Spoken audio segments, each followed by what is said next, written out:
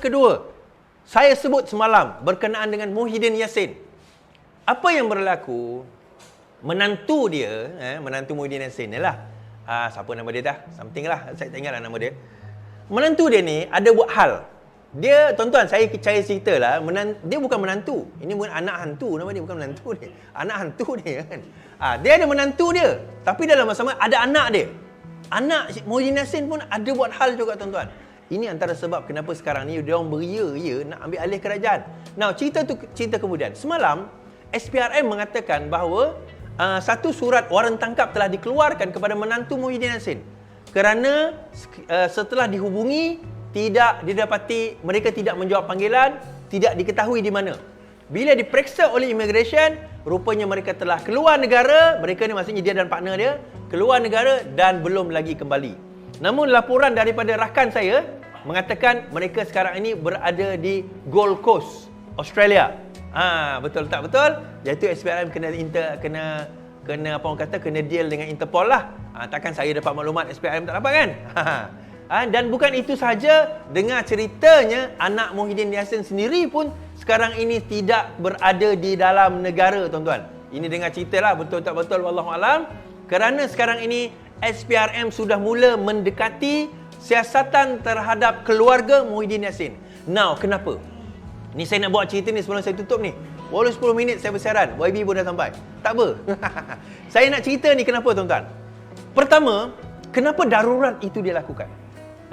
Saya dah cakap dalam live saya dahulu, masa darurat itu bermula.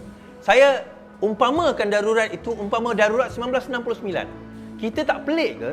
Gaduh kat KL, darurat, Sabah Sarawak pun darurat. Pelik? Tak pelik ke? Dan dalam darurat tersebut, diwujudkan akta laut, di mana mengambil minyak dan gas 3 nautical mile ke atas untuk mana-mana negeri yang mempunyai minyak kena letak di bawah Petroleum Development Act 1974. Akhirnya Sabah, Sarawak, Kelantan, Terengganu, minyak mereka dimiliki oleh federal kecuali 3 nautical mile ke bawah. Ini semua akta yang dibina dan dibuat pada zaman darurat. Emergency Ordinance No. 7 1969 pada waktu itu. Now, saya relatekan dengan peristiwa itu, pengambilan minyak, saya relatekan dengan darurat pada tahun 2021. Saya kata, darurat ni agak pelik. Kalau kata kita tutup negara itu adalah satu benda untuk nak selamatkan negara, kenapa perlu darurat? Kenapa ada double protection dekat situ? Negara tutup dah, tak boleh keluar rumah dah. Sempadan dah tutup dah. So kenapa perlu ada darurat? Darurat itu diminta pada bulan Disember, rejected, minta sekali lagi 2020, diterima oleh Yang di-Pertuan Agong. Pada Mac 2021, Datuk Seri Anwar Ibrahim mohon supaya Parlimen bersidang. Apa alasan pengkhianat dan juga orang kata penderhaka nasional ni? Dia orang kata tak boleh buka kerana takut nanti ahli Parlimen kena COVID. So akhirnya pada bulan 5 yang buat bising, tuan-tuan, Iswardi Morni. Bulan 6 Majlis Raja-Raja bersidang. Bulan 7 akhirnya Parlimen buka. Tetapi dalam tempoh tersebut, tuan-tuan ingat 300 juta yang masuk akaun bersatu bila? Yang itu dalam tempoh darurat. Kenapa dalam tempoh darurat? Tidak ada accountability, tidak ada kebertanggungjawaban. Parlimen tak boleh nak tengok apa yang berlaku, di mana duit dibelanjakan. Ingat tak KWAN, Kumpulan Wang Amanah Negara, wang dikeluarkan untuk konon-kononnya membeli vaksin.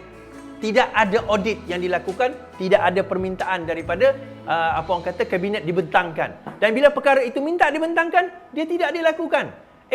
Muhyiddin Yassin berani kutuk Anwar Ibrahim, bodoh. Tetapi dia berani kutuk kat luar lah. Dalam Parlimen dia langsung tak berbunyi. Bentangkan audit tak berbunyi. Press conference minta buat recording. Sekurang-kurang saya buat live. Saya tak baca PDF. Ni saksi saya ada kat depan ramai ni. Tak ada saya baca PDF kecuali kat phone saya ni. Tuan-tuan, ni nak cerita kenapa darurat itu dilakukan. Tidak lain tidak bukan, sebenarnya adalah untuk menyakau. Bila mereka gagal untuk menang dalam pilihan raya umum yang lepas, mereka risau sekarang ini satu persatu. Dokumen ada atas meja Anwar Ibrahim. Anwar Ibrahim dah cakap, dokumen atas meja saya. Tugas saya serah kepada pihak berkuasa untuk mereka menyiasat kes-kes tersebut.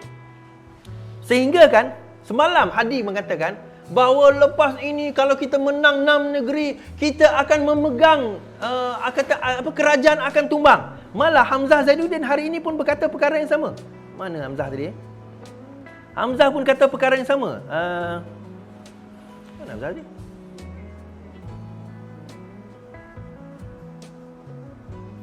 Hamzah Zainuddin mengatakan perkara yang sama, bahawa kerajaan ini tidak akan dapat bertahan lama. Nah, kita tahu PRN ini tidak akan menjatuhkan kerajaan. Jatuhlah semua 6 negeri, na'udzubillah pun tidak akan menjahanamkan kerajaan perpaduan di peringkat federal. Tapi kenapa dia nak cakap macam tu, tuan-tuan? Sebenarnya ni saya tahu, Hamzah cakap, Hadi cakap. Hakikat dia, sokongan terhadap Perikatan Nasional sekarang ini semakin menurun. Kita tahu di Kelantan, kita tahu di Terengganu kurang, Kelantan, kita tahu di Kedah, sokongan orang Melayu terhadap Perikatan Nasional mula mereda. Sebelum ini dia meningkat naik. Tapi kemudian sekarang ini mula mereda. Maksudnya, daripada menyokong, mereka mula tidak menyokong. Ada mula merasakan, saya fikir dulu. So, ini merisaukan. Kenapa? Akhirnya, golongan yang turun akan lebih ramai untuk menentang mereka berbanding dengan tidak menentang mereka. Jadi, untuk menipu rakyat, menipu pengundi, dia kata kononnya kalau kami menang semua, maka kita akan menang federal. Caranya adalah supaya pengundi turun. Mereka tahu sekarang ini mereka berada dalam keadaan tidak selesa. Tuan-tuan, saya berada di Kelantan sekarang ni. Sekarang ni saya berada di Kelantan. Semalam ke tadi? Semalam kita jumpa sepupu Nik Amar. Semalam kan? Semalam saya jumpa sepupu Nik Amar. Nik Amar tulis kenyataan, oh saya ni tak boleh jadi menteri besar. Dia bukan kata tak boleh. Dia kata tugas jadi menteri timbalan pun dah cukup berat, kata Muhammad Amar. Konon-kononnya bila ada orang kata jadi menteri besar. Ni Amar saya nak cerita lah Ustaz. Dekat Simpang 4 tu, saya dah pergi semalam Simpang 4 ni. Ini Ustaz punya sekolah lah. Kan?